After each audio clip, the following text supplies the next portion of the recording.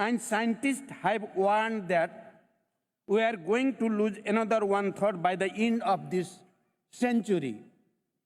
This is a wake-up call to all of us.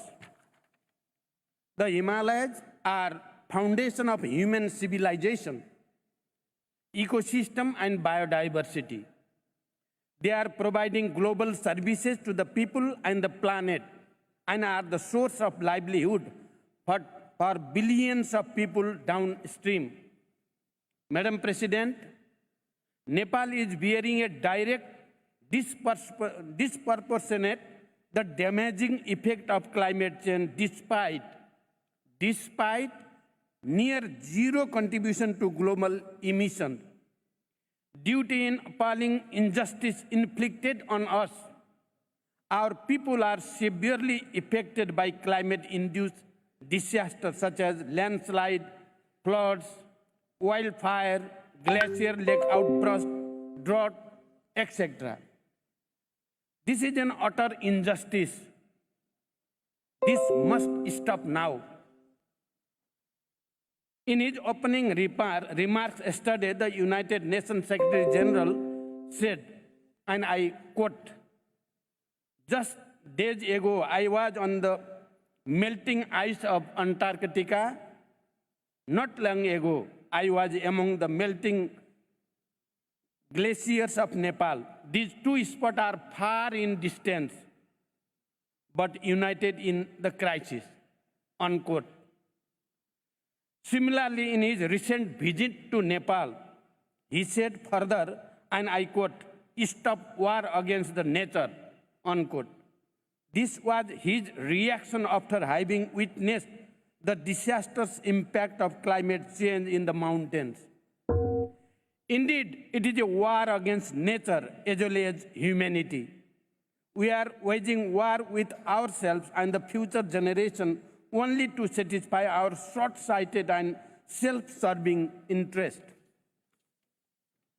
So, I stand here for climate justice for my innocent people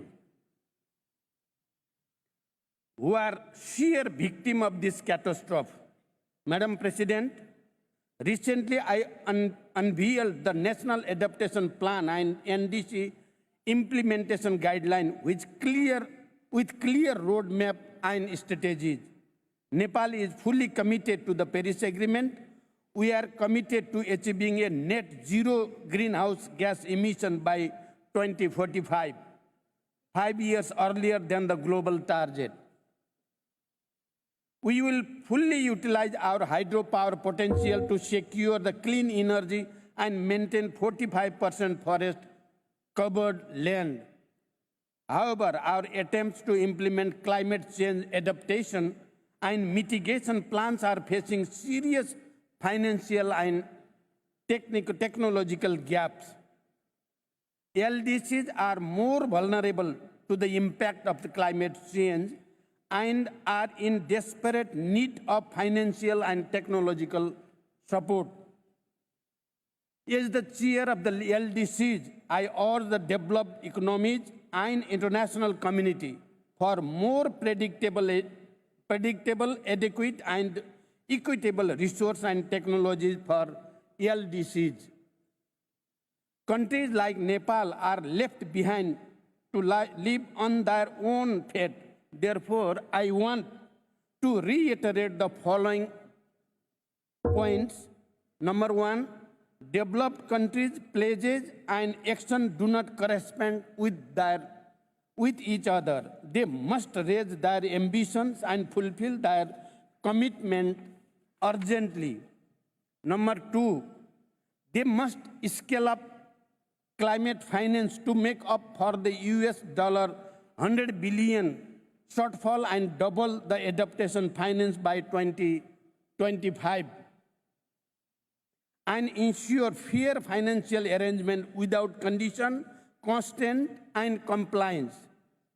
Third, we demand grants as our justice to address this crisis.